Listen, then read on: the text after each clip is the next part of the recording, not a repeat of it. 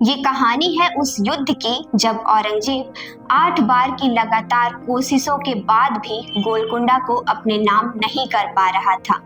फिर अचानक उसने ऐसा क्या किया जो 30 सितंबर को गोलकुंडा हमेशा के लिए उसका हो गया। नमस्कार, मैं हूं आपके साथ कंचन। आप देख रहे हैं दिन विशेष।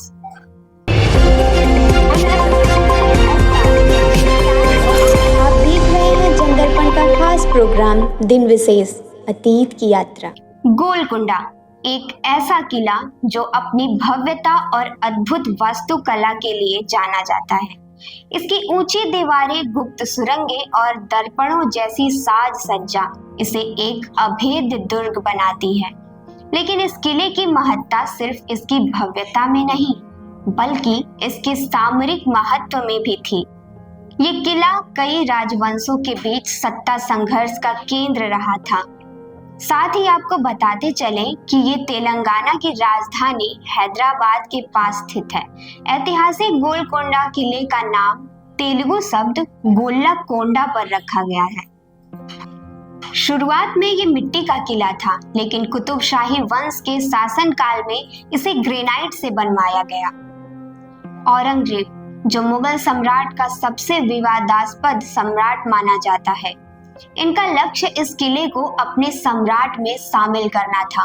औरंगजेब के शासन में भारत के कई हिस्सों में असंतोष और विद्रोह का माहौल था और इस किले को अपने अधीन कर लेने से उसे दक्षिण में एक मजबूत आधार मिलता।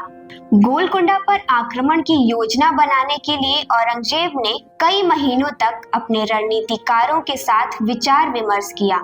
इस किले की रक्षा कर रहे निजाम, जो कि गोलकुंडा के सुल्तान थे, उनको औरंगजेब ने बहुत गंभीरता से लिया। निजाम ने भी अपने सैनिकों को तैयार किया और किले की सुरक्षा को और मजबूत किया। 90,000 सैनिक, 240 तोप और 50,000 घुड़सवारों के साथ औरंगजेब ने गोलकुंडा किले पर धावा बोल दिया। लेकिन 8 बार हमले के बाद भी गोलकुंडा किला अभेद्य रहा। जब 30 सितंबर का दिन आया तो आक्रमण का समय निश्चित हो गया। औरंगजेब ने अपने विशाल सेना के साथ गोलकुंडा की ओर बढ़ना शुरू किया। सैकड़ों हजारों सैनिक, तोपखाना और अस्तबल में तैयार घोड़े, सब कुछ तैयार था। जैसे जैसे वो किले के निकट पहुंचे, एक अद्भुत दृश्य उभर कर सामने आया। किले की ऊंची दीवारें, जिन पर सैकड़ों वर्षों का इतिहास दर्ज था, और खामोशी में गूंजती उस सुबह की आवाज एक अद्वितीय दृश्य प्रस्तुत कर रही थी। आक्रमण की शुरुआत हुई। मुगल सेनाएं किले की दीवारों पर चढ़ाई करने लगी। निजाम की सेना ने वीरता से उनका सामना किया, लेकिन संख्या में मुगल सेना भारी थी। गोलकुंडा की गुफाओं में छिपी हुई वस्तुएं और दुर्ग का स्वर्णिम इतिहास एक पल के लिए उनके मन में आशा जगाता रहा। लेकिन जैसे जैसे लड़ाई बढ़ी, स्थिति और कठिन हो गई। मुगल सेना ने अपनी ताकत का पूरा उपयोग किया। गोलकुंडा के किले की दीवारें टूटने लगी और सुल्तान की सेना धीरे धीरे कमजोर पड़ने लगी। किले के अंदर घुसने की सभी चाल नाकाम होने के बाद औरंगजेब ने पैसों का रास्ता चुना। उसने कुतुबशाही शतरंज के कमांडर सरंदाज खान को किले का पिछला दरवाजा खोलने के लिए रिश्वत दी। औरंगजेब की ये चाल कामयाब रही और उसकी सेना ने किले पर धावा बोल दिया। अंततः किले पर काबिज होने का क्षण आ गया। औरंगजेब ने विजयी होकर किले में प्रवेश किया और अपने साम्राज्य की शक्ति को और मजबूत किया। इस विजय ने न केवल औरंगजेब को एक और उपलब्धि दिलाई, बल्कि दक्षिण भारत में उनकी सत्ता को भी मजबूत किया।